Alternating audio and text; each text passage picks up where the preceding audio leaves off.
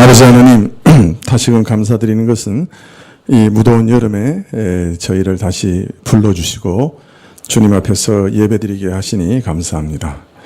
특별히 이 여름에 영육간에 여러 가지 시험이 들 수 있고 또 질병에 걸리기도 쉬운데 주님께서 지켜주시기를 간절히 기도드립니다.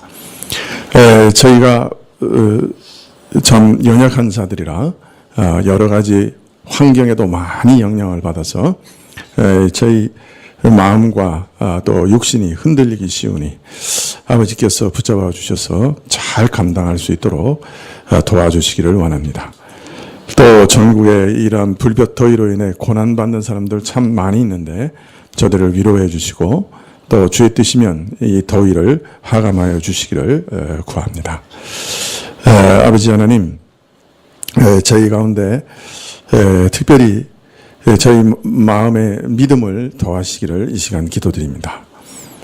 저희가 어떤 때는 믿음이 있는 것 같고 참 하나님을 신뢰하며 담대하게 무엇이든지 이길 수 있을 것 같을지라도 또 어떤 경우에는 참 믿음이 한 톨도 없는 것 같아서 참 두려워지고 또 낭망하게 되고 또 내가 정말 믿는 사람인가 이렇게 스스로를 돌아보게 되기도 합니다. 그러나 전 믿음을 갖고 담대히 나갈 때는 매우 드물고 오히려 믿음이 없어 전전긍긍할 때가 많사오니 아버지 하나님께서 저희에게 믿음을 더하여 주시기를 간절히 기도드립니다. 무슨 일을 만나든지 하나님께서 이미 계획하시고 또 그 가운데 허락하신 일이라 하는 것을 믿게 하여 주시고 또 하나님이 계획을 가지시고 허락하신 일이라고 하면 그 가운데 우리를 도우실 길도 있으시리라 믿고 어떤 일이 있어도 담대함을 유지할 수 있는 믿음을 허락하여 주십시오. 상황에 따라 흔들리지 않는 그런 담대함 믿음을 주시기를 원합니다. 또 우리 자신이 하나님 앞에 설 때는 우리 자신의 행위는 단 하나도 의지하지 않고 오직 예수님이 나를 위해 일하신 그 행위만, 예수님의 일만, 예수님의 공로만 의지하는 줄 믿고 어떤 상황에서도 담대히 예수님, 하나님을 만날 수 있는 그런 믿음을 우리 마음에 심어 주시옵소서. 특별히 우리가 우리 죄로 인해 흔들릴 때도 깊이 회개하며 슬퍼하며 주께서 이 죄를 위하여 죽으셨는데 어찌 내가 이렇게 다시 또 범죄할 수 있습니까? 하며 애통해하되 그러나 나를 위하여 지옥의 심판을 받으신 주님, 십자가의 주님을 다시금 기억하고 내 죄가 이미 다 심판받은 것을 믿고 일어날 수 있는 믿음을 저희에게 허락하여 주십시오. 주님 또한 우리 주께서 만물을 주장하시고 다스리시기 때문에 참으로 주께 구하는 자들에게 좋은 것을 우리 영혼에 가장 좋은 것을 허락하시는 줄 믿고 날마다 모든 필요를 우리가 할 수 없는 모든 일을 우리가 가진 모든 근심을 우리가 가진 모든 두려움을 하나님께 아뢰고 부탁하고 하나님을 의지하는 그런 믿음을 허락하여 주시옵소서. 아버지 하나님, 참으로 수술을 마치고 참으로 정양하고 있는 자를 불쌍히 여기사 온전히 치료하게 하시고 또 수술을 앞두고 있는 자를 불쌍히 여기사 주께서 수술을 잘 감당할 수 있게 도와주십시오. 여러 가지 병약한 자들 참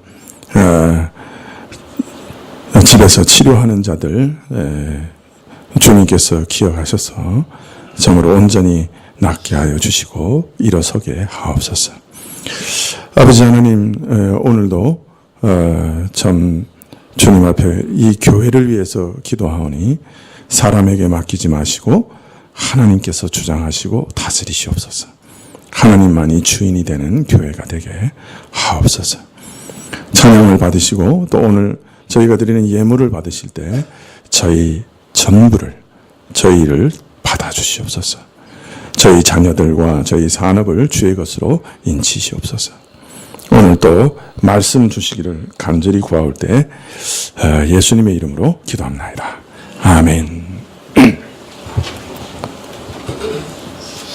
말씀은 디모데후서 3장 15절부터 17절까지 말씀입니다. 디모데후서 3장 15절부터 17절까지 말씀입니다.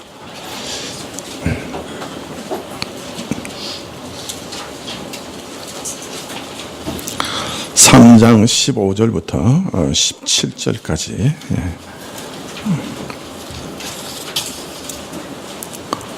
신약 346쪽인데요.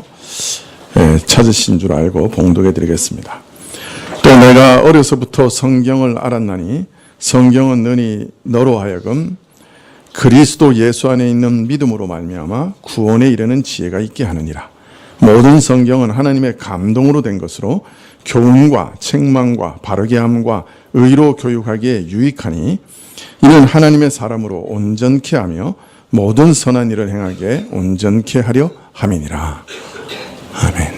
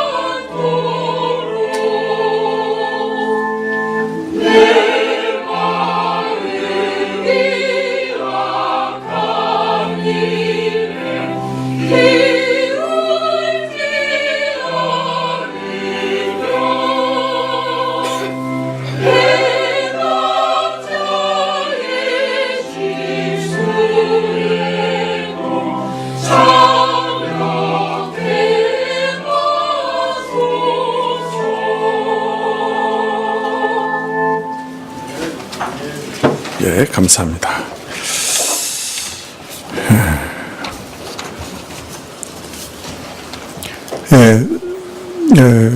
바울은 아마 디모데후서를 기록하여 보낸 후에 봄이 오기 전에 아마 2개월 정도 후에 처형된 것으로 짐작이 됩니다. 명확한 것은 아닌데요.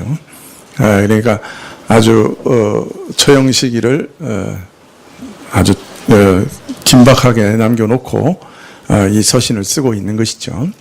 그래서 마지막에 자신이 혹시 디모데를 만나지 못하게 됐을 때 대비해서 그가 말하고 싶은 것들을 이 서신에 쓰고 있지 않은가 짐작이 됩니다. 바울은 디모데가 사역하는 일에 있어서 앞으로 닥칠 환경에 대해 얘기하기를 많은 위선자들이 교회 안에 들어와서 교인들을 미혹하는 일이 있을 것이다. 이렇게 예언하고 있습니다. 그런데 이런 미혹은 한 번으로 끝나는 것이 아니라 계속 계속해서 끊임없이 닥치게 될 것이고, 그로 말미암아서 서로 속이고 또 속기도 하는 그런 혼란상이 날이 갈수록 더 악화될 것이다. 이렇게 말씀하십니다.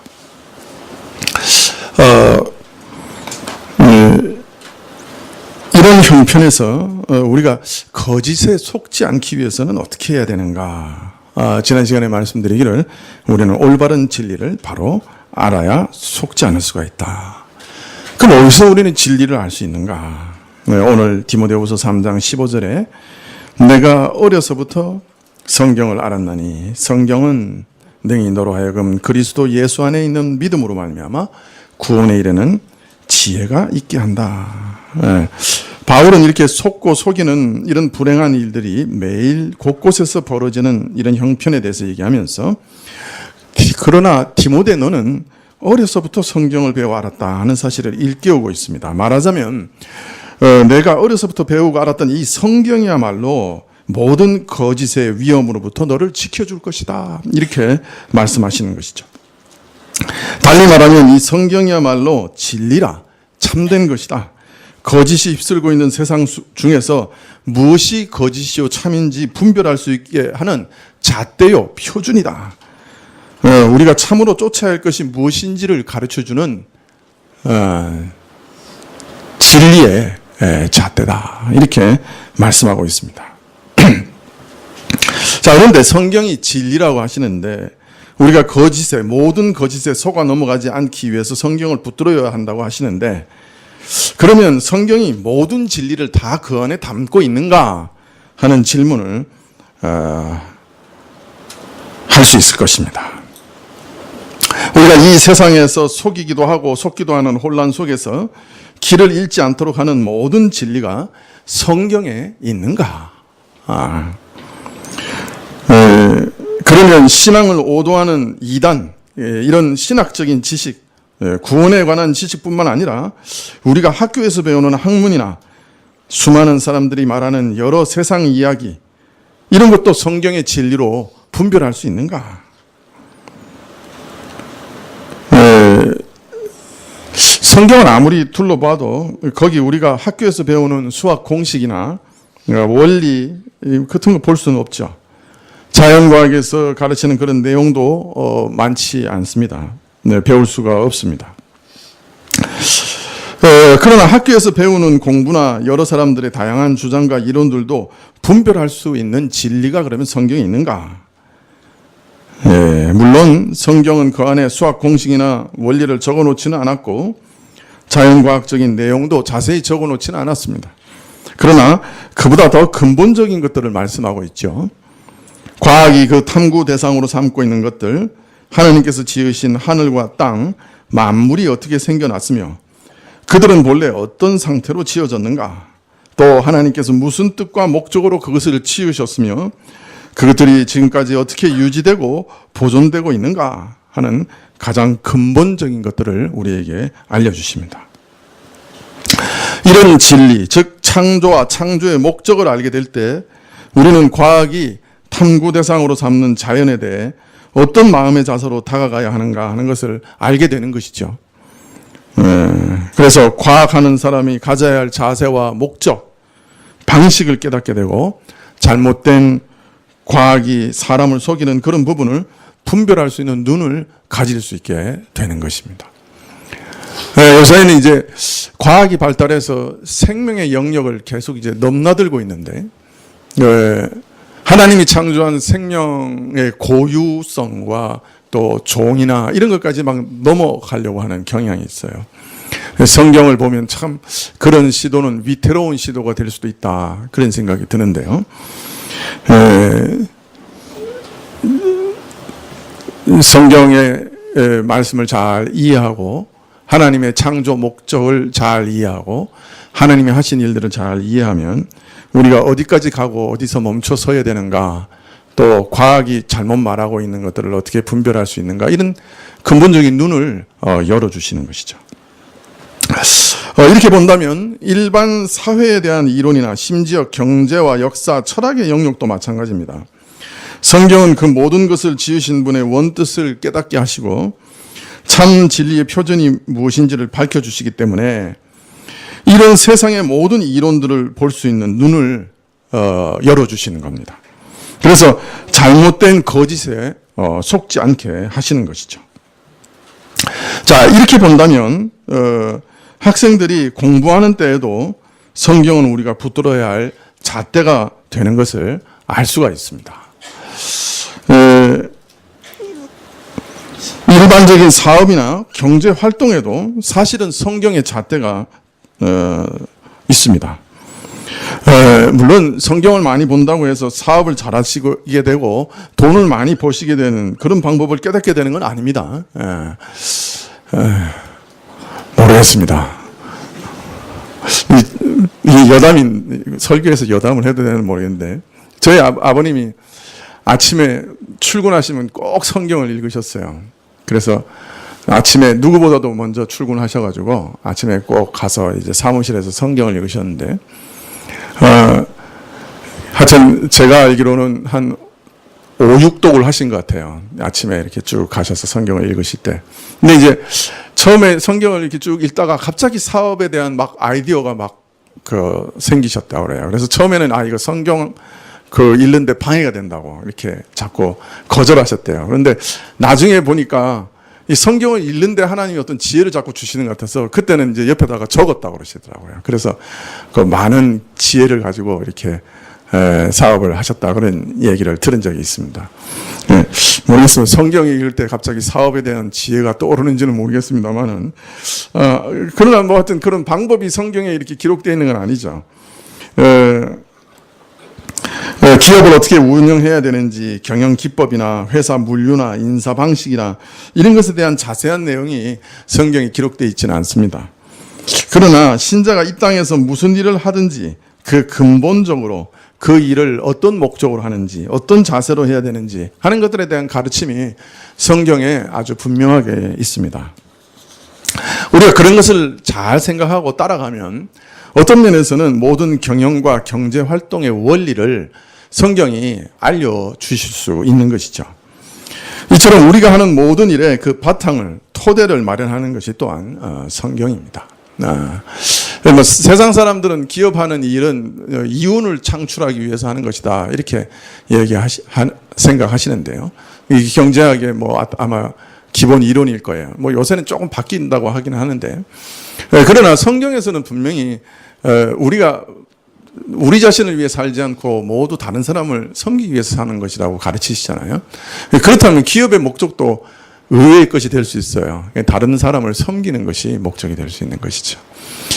근데 그 섬기는 것 중에 제일 먼저 섬겨야 될 사람이 누구예요? 물론 어떤 기업 활동을 통해서 그 어떤 재화를 팔기도 하고 또 그 재화를 사용하는 사람에게 유익을 끼치고 적절한 가격에 적절한 물건을 공급하는, 그래서 사람들에게 유익을 끼치는 그런 섬김도 중요하고, 그러나 또 중요한 거는 그 회사에서 일하는 사람들이 먹고 살게 하는 게 또 중요하겠죠.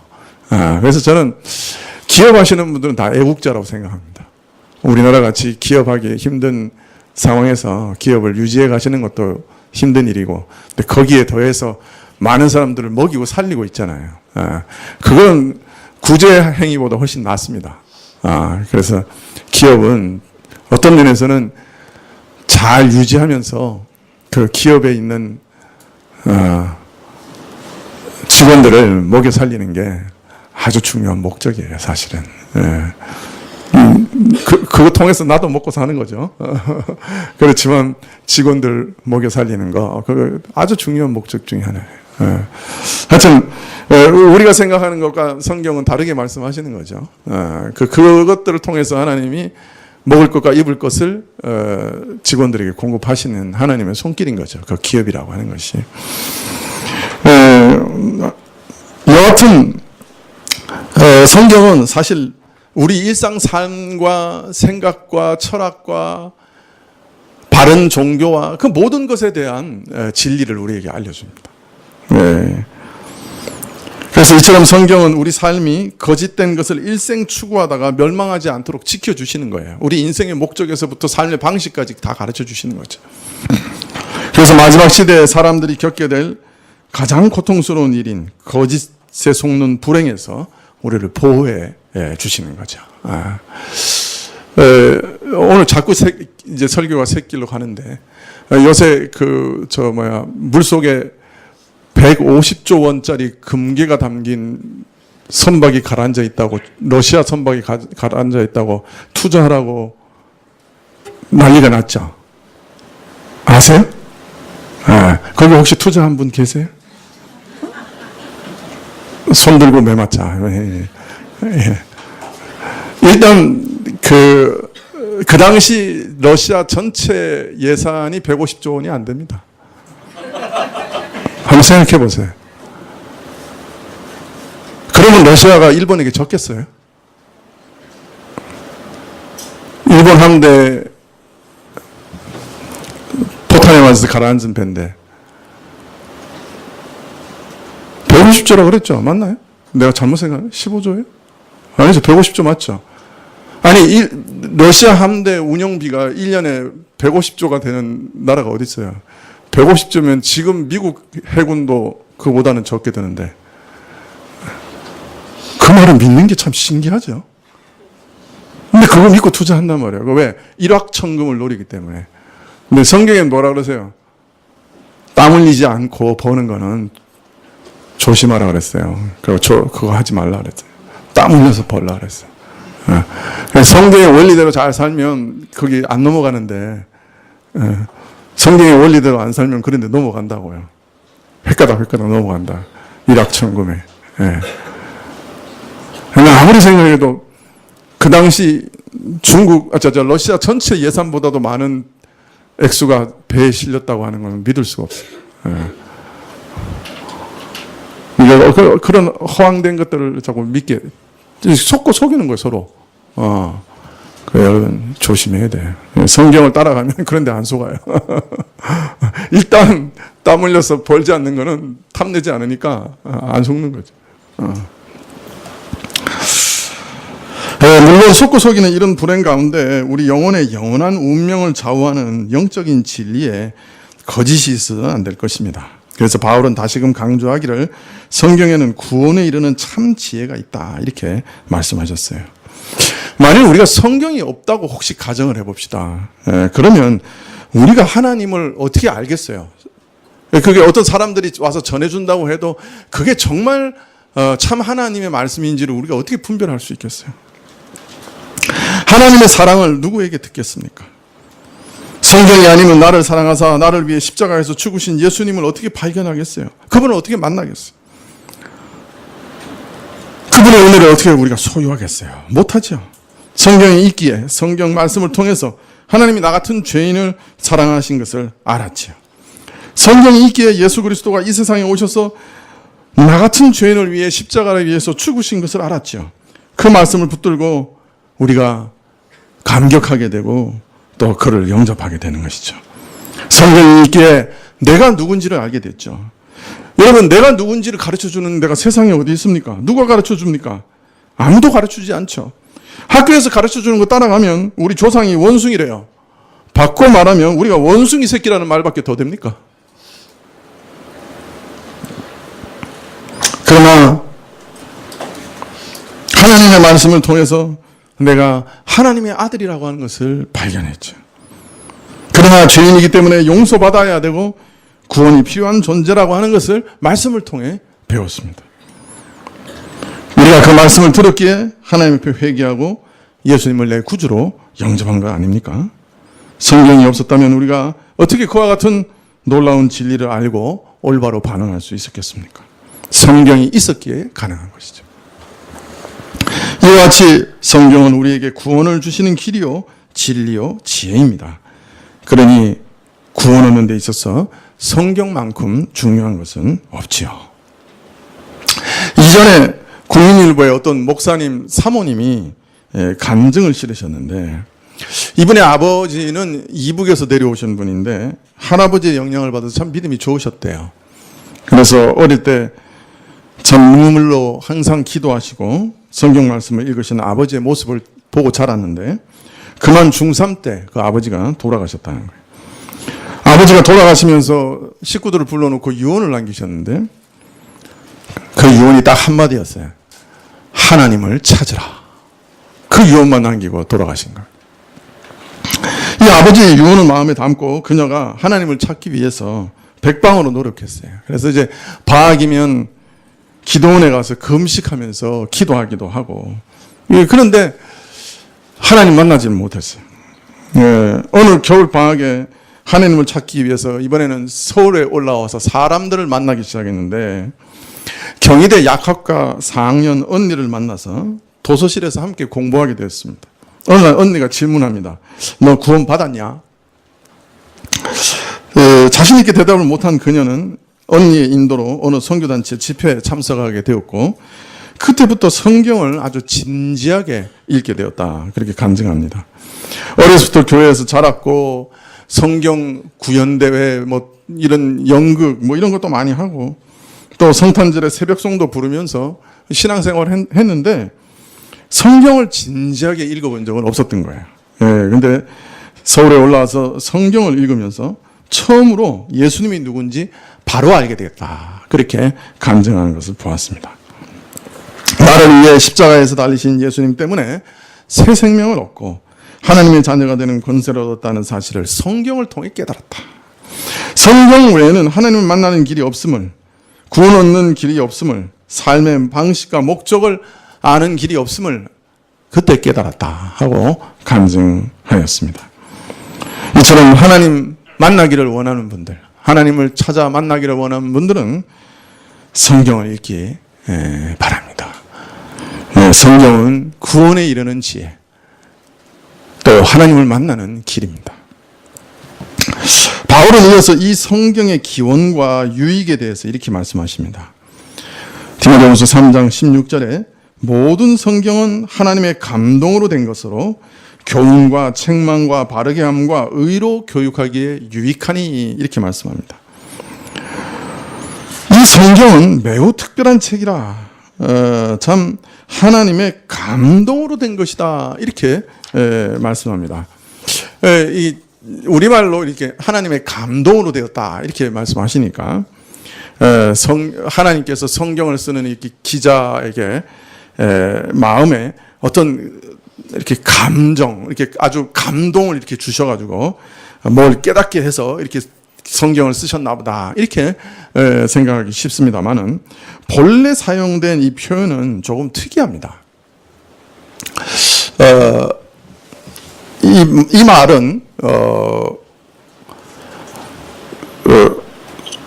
숨을 내쉰다, 그런 뜻이에요. 숨을 내쉰다. 그러니까 하나님께서 숨을 내쉰다, 이런 뜻이에요. 이게 우리말로 감동되었다고 이렇게 번역된 단어가 하나님께서 숨을 내쉰다, 이런 뜻이에요. 하나님께서 숨을 내쉰다고 하는, 내셔서 만드신 거라는 것은 어떻게 번역해야 되겠어요? 하나님께서 숨을 내셔서 만든 거다.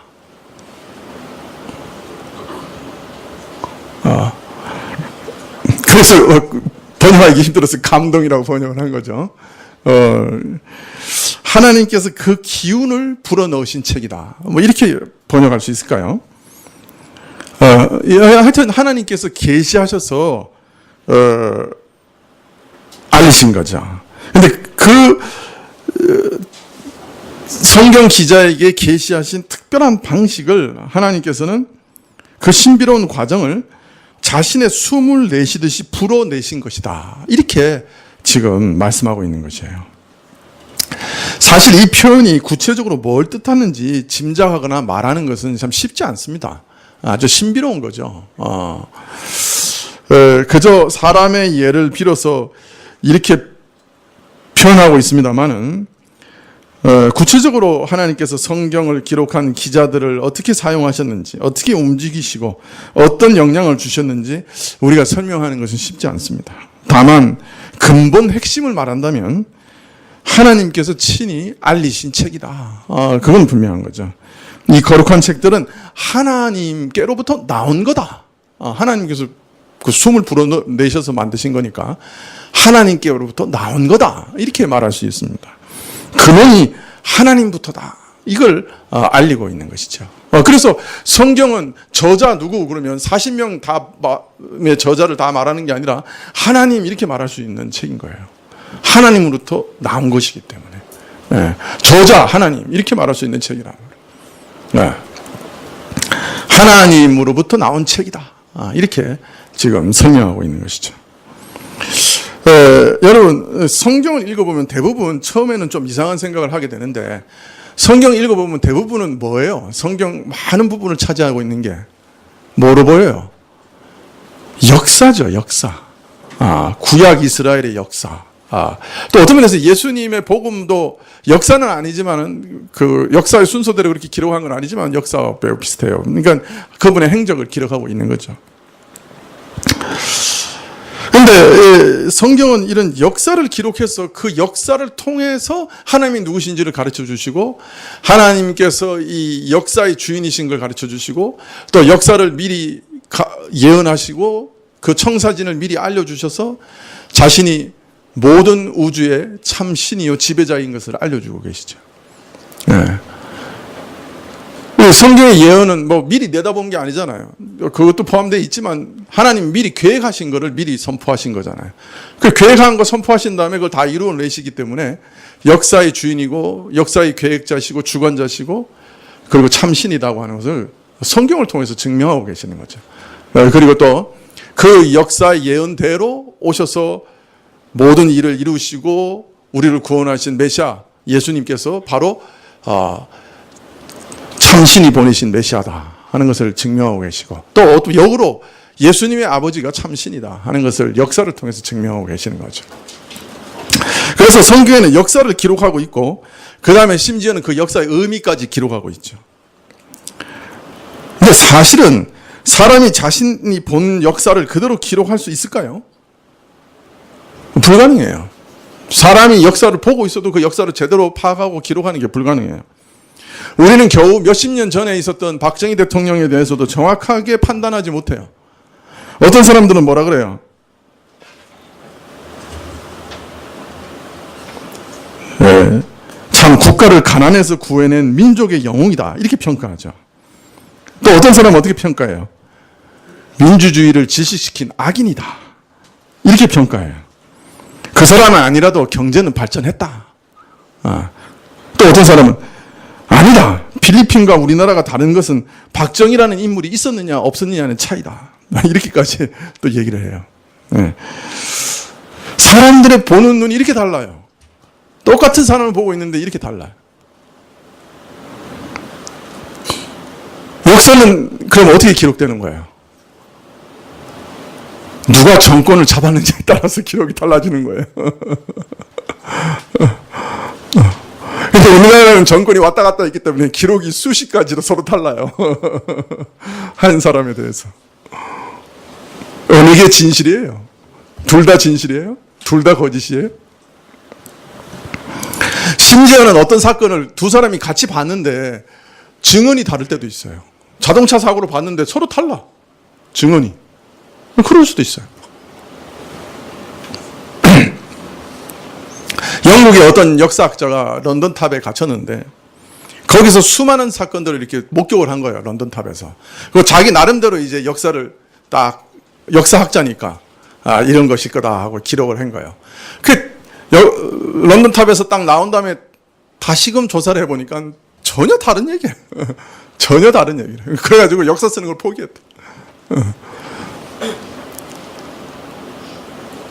그래서 어떤 사람이 얘기했죠. 역사는 1%의 진실과 99%의 뭐라고요? 상상이라고 그랬나? 가설이라고 그랬나? 네. 그 정도로 참 역사를 기록하는 것이 어렵단 말이죠. 우리가 예수님 시대에 살아서 예수님을 보고 직접 보고 경험했다 해도 우리가 그 예수님을 바로 이해할 수 없어요. 이미 바르게 해석해 놓은 성경을 보고도 깨닫지를 못하잖아요. 그래서 어떤 사람이 진실을 바로 이해하기 위해서는 직접 목격하고 체험하는 것으로는 부족해요.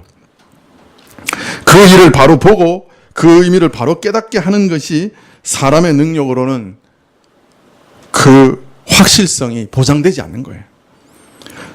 사람은 자기가 보고 싶은 것만 봐요. 그 이상해요.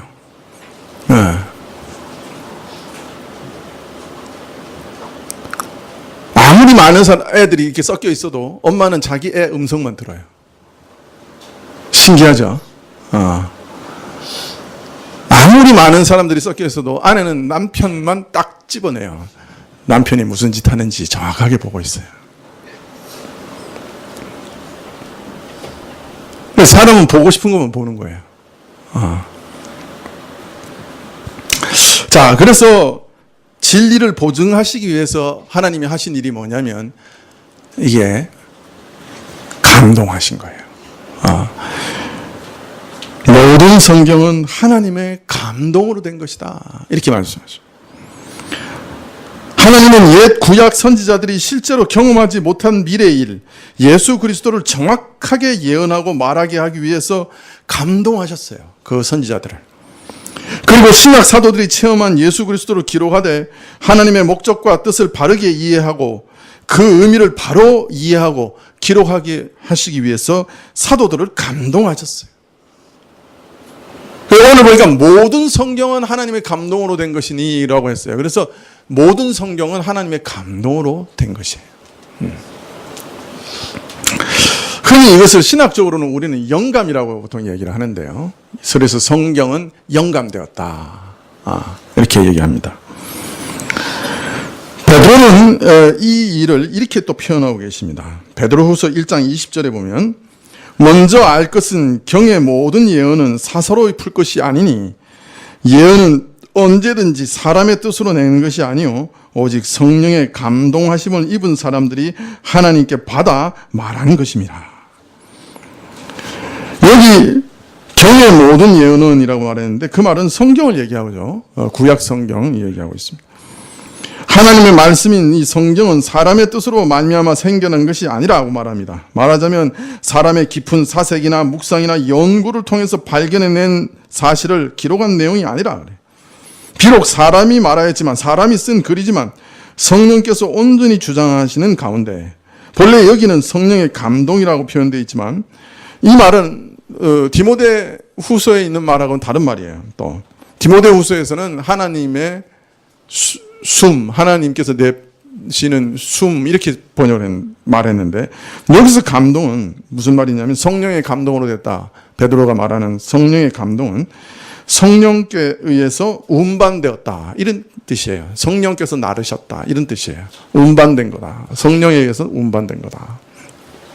그걸 이제 다시 감동이라고 우리는 또 번역을 했는데요. 운반된 이걸 어떻게 번역을 해야 될까요? 성령에 의해서 운반된 것이다. 성경은. 네. 성령님께서 온전히 주장하신 것이다. 이렇게 번역할 수도 있겠고 성령에 의해서 전적으로 이끌린 가운데 성령에 사로잡힌 가운데 하나님부터 받아서 말한 것이다. 운반하셨으니까 성령이 우리는 성령으로부터 받은 거죠. 그렇게 이해할 수 있을 것입니다. 비록 사람을 통해서 계시되고 또 전해졌지만 성경은 사람의 뜻에 생긴 것이 아니고 성령님의 감동에 의해서 하나님의 입김에 의해서 만들어진 것이에요. 성경은 사람을 통해 기록되었으나 사람의 말이 아니에요. 하나님 자신의 말입니다. 그래서 하나님께서 전달하시는 것을 정확하게 오류 없이 우리에게 전달하시는 거예요.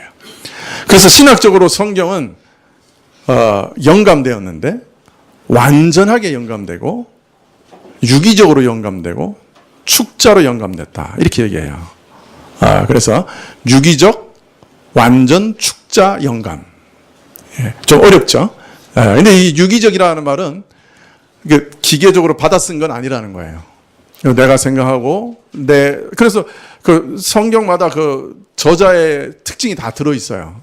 어떤 사람 성미가 급한 사람, 이렇게 단호한 사람, 야고보서 같은 거 읽어보면, 너 그런 거 하면 뭐 할 생각하지 마라. 뭐 이렇게 막 아주 강력하게 쓰고 있어요. 근데 요한 같은 경우는 아주 부드러워요. 나이가 많이 들어서 썼는데 아주 형제들아 서로 사랑하라 막 이러면서 아주 부드럽게 써요. 같은 사도들인데도 그 성격이 다 드러납니다.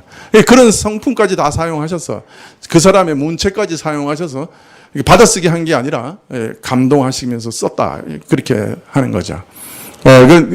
근데 그 쓸 때 이 사도들이 분명히 이게 하나님의 글이라는 걸 의식했어요. 왜냐하면 고린도전서 7장에 보면 그 처녀들의 결혼에 대해서 얘기하면서 내 생각으로는 이렇다. 하나님으로부터 받은 건 없지만 내 생각은 이렇다. 이렇게 얘기해요. 그러니까 그 부분만 빼고 나머지는 전부 다 하나님으로부터 받은 거라는 거예요.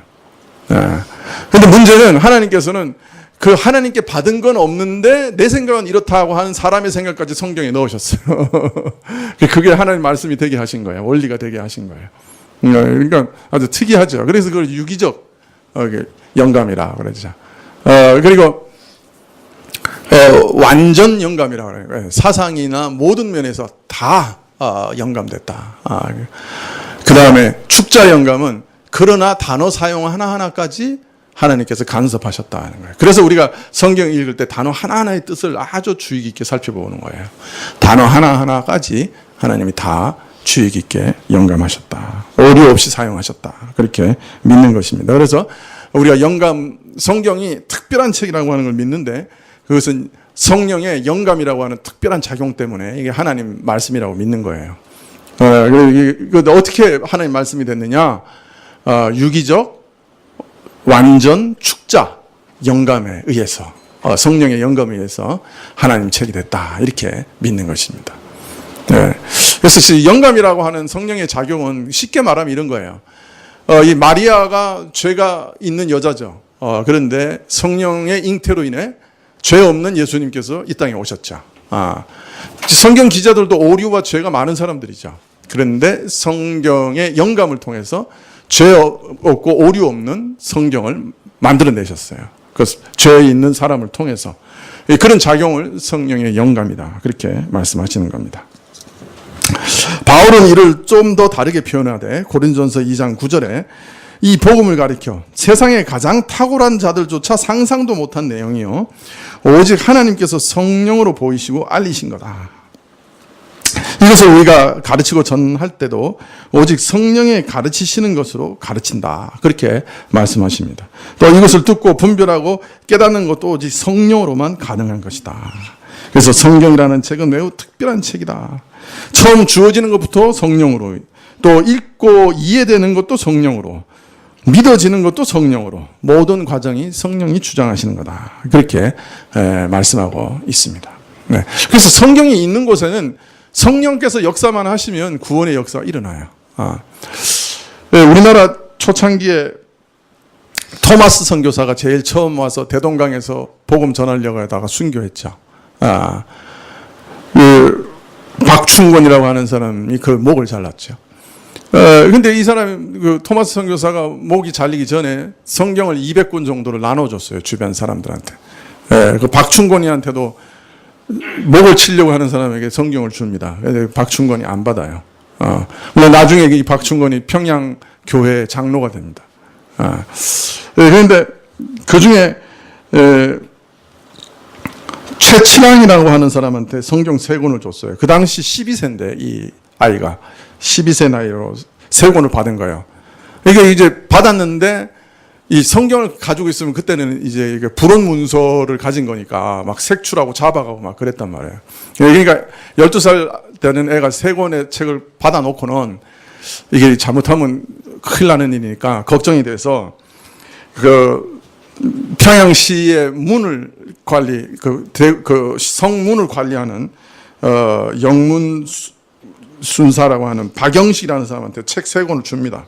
그 성경책 3권을 박영식이라는 사람한테 줍니다. 이 관리인데, 평양 문을 열고 닫고 하는 그 관리예요. 그러니까 그 사람한테 이제 내가 불온 문서를 주셨습니다 하고 이제 3권을 준 거예요. 이 사람이 그 3권을 받은 다음에 뭘 했느냐. 그 당시에 종이가 귀했잖아요. 그 책을 다 분해해가지고 집 전체에 도배를 한 거예요. 벽에도 도배를 하고, 천장에도 도배를 하고, 집 전체에 다 성경으로 도배를 했어. 그래서 그 집에 들어가면 그냥 성경이야, 다. 그 다음에 이제 이 최칠량이라고 한 사람이 이제 그 사람 집에 이제 놀러를 간 거예요. 놀러 가서 그 집에 이렇게 가만히 들어가서 앉아 보니까 사방이 다 성경인 거예요. 그게 주고 가면서 자기한테 이 성경을 주고 갔는데 그걸 이제 이 방에 앉아서 가만히 읽다가 예수님을 믿은 거예요. 이 사람이. 네. 나중에 이제 이 집이 여관으로 넘어가요. 그래서 여관이 돼서 그 집에 묵는 사람마다 성경을 보는 거예요. 이 여관이니까. 그리고 이제 책을 받아가지고 집을 도배하는 이 박영식이라는 사람도 집에만 들어가면 성경이잖아. 그 성경을 읽다가 나중에 마페스치라고 하는 선교사가 와서 복음을 전할 때 제일 먼저 예수를 믿어요. 그래가지고 이 나중에 보면 이 집이 그 성경으로 도배된 집이 널다리골 교회라고 하는 교회가 거기 세워집니다. 평양 최초로 그 집에서 교회가 세워져요. 재밌죠?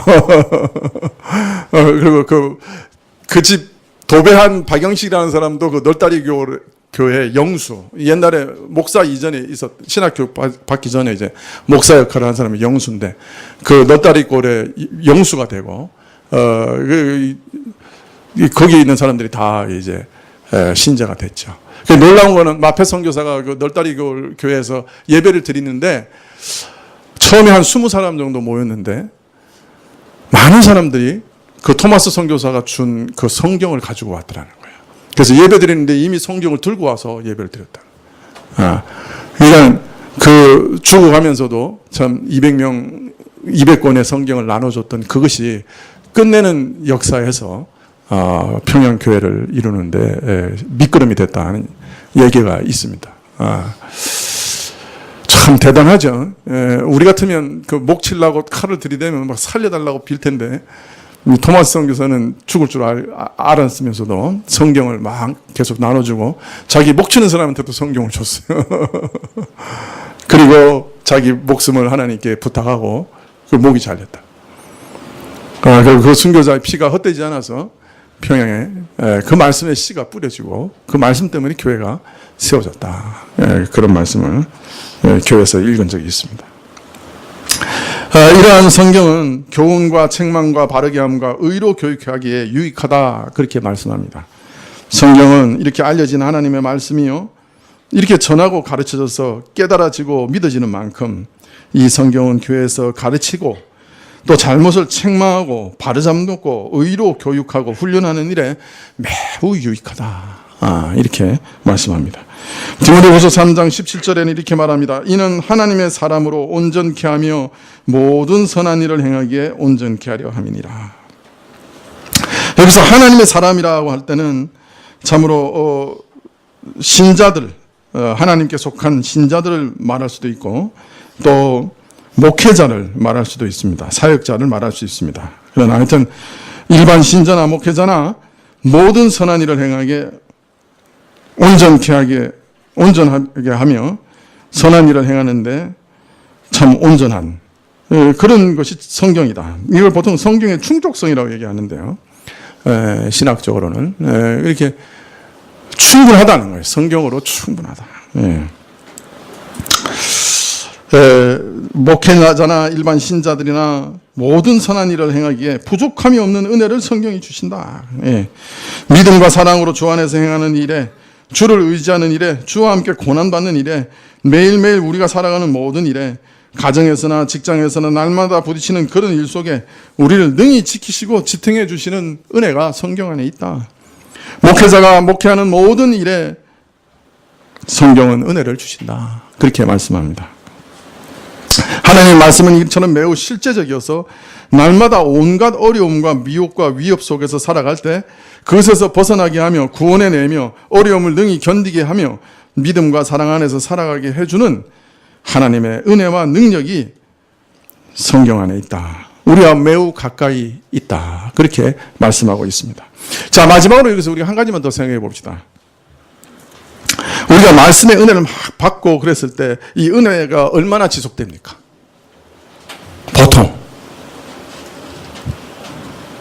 평생 동안 기억나는 그런 은혜도 있겠지만 그러나 그 은혜의 감동, 그 은혜가 나를 막 움직이고 역사하는 그 역사는 그리 오래 지속되지 않죠. 말씀의 은혜를 받아서 시kur 울고 나서 몇 시간 후에 또 제자리로 돌아갑니다. 그래서 내가 받은 은혜라고 하는 것이 혹시 일시적인 흥분에 불과한 것이 아닌가 물어보기도 하죠. 그러나 진정한 은혜를 체험했다고 해도 그 은혜는 대개 오래가지 않습니다. 지속되지 않습니다. 여러분, 하늘의 만나가 며칠간 유효했습니까? 예?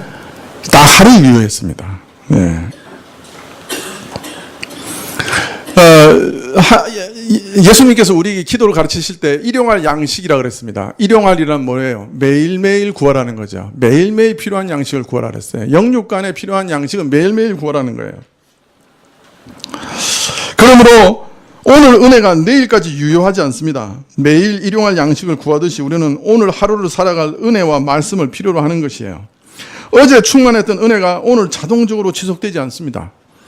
우리는 고작 몇 시간 길어야 하루밖에 가지 않는 은혜를 매일 구하며 살아야 됩니다. 우리는 어떤 사람들이 주장하는 것처럼 제2의 축복이나 획기적인 성령의 불세례 같은 것을 받으면 한 방에 모든 것이 영구히 변하게 된다고 하는 것을 믿지 않습니다. 그런 획기적인 은혜를 혹 받아도 사람은 자신의 옛 본성 때문에 또다시 옛날로 돌아가기 쉽습니다. 그래서 우리는 매일매일 말씀의 은혜를 누려야 진짜로 살 수 있는 것입니다. 그러나 매일매일 누리는 이런 은혜의 체험을 무시하면 안 되는 것이 이런 것이 쌓여서 영생하도록 흐르는 샘물을 이루기 때문입니다. 자, 그러니까 성경은 최소한 어떻게 읽어야 된다고요? 매일매일 읽어야 되는 거예요. 매일매일 은혜를 받아야 돼요. 연세가 많으신 분들이 나중에 보면 믿음이 자꾸 쇠해요. 왜냐하면 이 지력이나 이 체력이 자꾸 쇠하면서 이 매일매일 받는 이 은혜를 놓쳐버리는 거예요. 예. 그래서 아주 옛날에 그냥 그렇게 막 은혜 충만하고 막 참 대단한 분들도 이렇게 자꾸 쇠퇴하는 걸 보게 돼요. 예. 그래서 왜냐하면 은혜가 옛날에 그냥 젊은 시절에 막 화끈하게 경험했다고 해서 그게 지속되는 게 아니거든요. 성경의 원리를 보면 제가 생각하기에는 매일매일 필요해요. 은혜는. 하루 가는 거예요. 만나도 하루 가고 기도도 일용할 것을 구했고 자 그러니 어떻게 해야 돼요? 매일매일 읽어야 돼요. 매일매일 구해야 돼요. 그래서 우리가 은혜를 지탱하기가 상당히 어려운 거예요. 은혜 받은 다음에 금방 흘러가니까. 그래도 콩나물에 물 안 주면 콩나물은 안 자랍니다. 매일 흘러가죠, 물이. 어떻게든 콩나물은 물이 매일매일 지나가야 자라는 것처럼 우리 영혼도 오늘 충만하게 받았다고 내일까지 못 살아요. 매일매일 물이 지나가야 됩니다. 은혜의 물이 생수가 지나가야 돼요. 네, 그러나 감사한 것은 그걸 통해서 콩나물이 자라는 것처럼 우리 영혼이 성숙하는 거예요. 일주일에 한두 번 교회 나와서 하나님 말씀 전하는 것 들을 때 은혜를 받아 누려야 되겠죠. 그것을 일주일 동안도 묵상하면서 신앙의 틀을 그 가운데 세워가야 돼요. 그러나 또 날마다 내가 스스로 성경을 읽고 단순한 단어이지만 그 말씀을 통해 성령께서 내게 말씀하시는 하나님의 음성을 들어야 돼요. 그것에 힘을 얻고 살아가는 그런 은혜를 맛보아야 돼요. 왜냐하면 이것이 말세의 어려운 때 넘어지지 않고 미혹에 넘어가지 않고 그리스도 안에서 굳건히 살아가는 방법이기 때문에 그래요. 그래서 우리가 매일 성경을 나눠드리는 거예요. 지난주에도 말씀드렸지만 그래서 매일 성경을 나눠드리는 거예요. 매일 보시라고요. 어떻게든. 꾸준히 보시면요. 이상해요. 말씀이 뿌려지면 그거는 가만히 있질 않아요. 언젠가는 싹을 터요. 언젠가는 뭐가 움직여져요. 우리 마음이 변해요. 그 말씀을 통해서 우리 두려움이 사라져요. 담대함이 생겨요. 그 말씀을 통해서 소망을 얻게 돼요. 그 말씀이 우리를 움직여요. 안 움직이는 것 같아도 반드시 움직여요. 어떤 신학자가 이런 말을 했습니다. 우리에게는 세 가지 말씀이 있습니다. 첫 번째는 성육신 하신 말씀이 있습니다. 육신을 입은 예수 그리스도가 말씀이십니다. 그 다음에 기록된 말씀으로 성경이 있습니다. 여기 하나님의 말씀이 담겨 있습니다. 세 번째 선포하는 말씀으로 설교입니다. 설교를 통하여 하나님의 음성을 듣습니다. 여러분, 그렇습니다. 성경은 하나님의 말씀입니다. 그래서 성경을 읽으면 하나님을 향하여 마음을 여는 순간 그 성경이 우리에게 말씀하시기 시작합니다. 늘 읽던 성경이요, 늘 알던 성경이지만 내가 하나님을 향해 마음을 열고 성령께서 나를 감동하시기 시작할 때 그 말씀은 내게 생명의 능력으로 다가옵니다. 여기 모인 모든 성도님들, 성경을 읽으시면서 하나님의 음성 듣는 일을 늘 경험하시기를 축원합니다. 휴가 갈 때 재밌는 소설보다 성경 한번 가져가서 한번 통독해 보십시다. 성경을 매일 읽고 또 주일 같은 경우는 책 한 권씩 66권 중에 한 권씩 잡아가지고 저녁에 쭉쭉 읽어나가면 참 좋습니다. 숲도 보고 나무도 보고 그런 일들 자꾸 하면 성경에 친밀해지면 그 어떤 순간에 성경 말씀이 내게 이렇게 탁 떠오릅니다. 마치 뇌를 치듯이 충격적으로 말씀이 탁 주어집니다. 그냥 읽고 지나갔는데 그 말씀이 내게 이렇게 떠올라요. 그리고 그 말씀이 내게 힘이 됩니다. 성경이 여러분에게 힘 주시고 능력 주시기를 바랍니다. 기도하시겠습니다.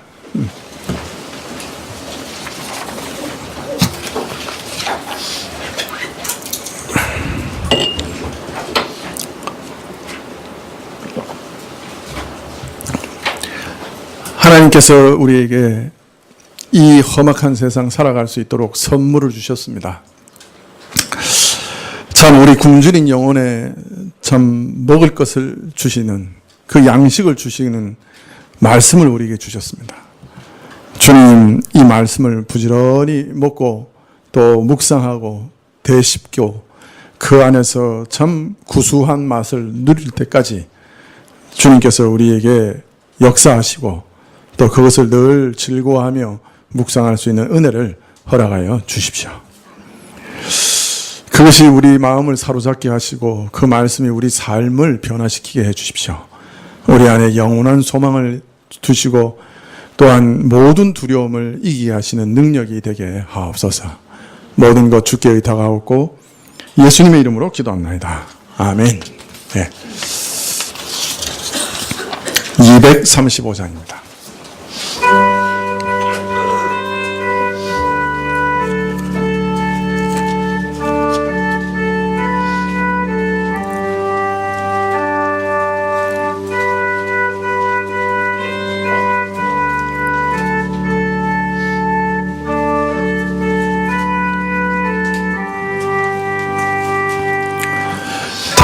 달고 묘한 그 말씀 생명의 말씀은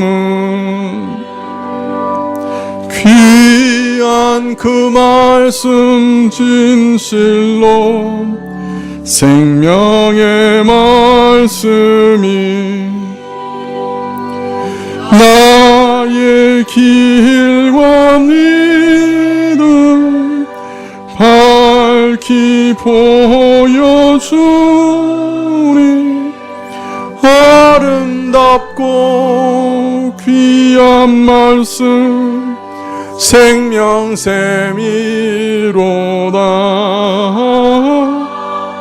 아름답고 귀한 말씀 생명샘이로다.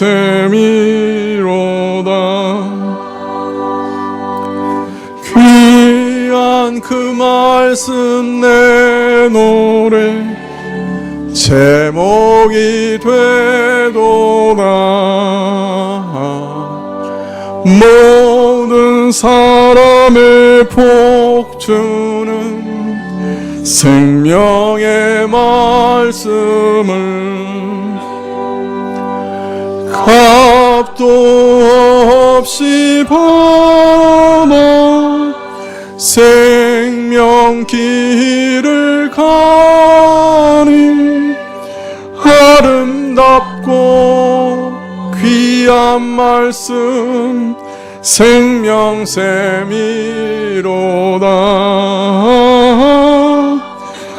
아름답고 귀한 말씀 생명샘이로다. 멀리 울리고 퍼지는 생명의 말씀은 마음의 용서와 평안을 골고루 주나니 다만 예수 말씀 들어 복을 받네. 아름답고 귀한 말씀 생명샘이로다.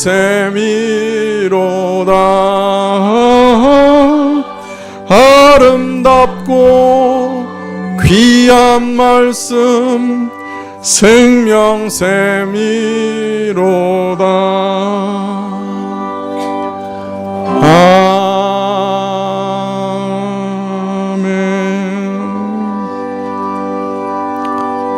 예, 기도하시겠습니다.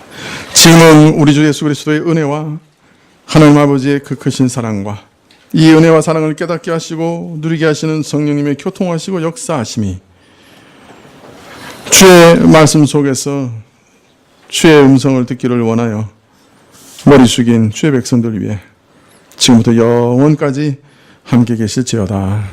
아멘.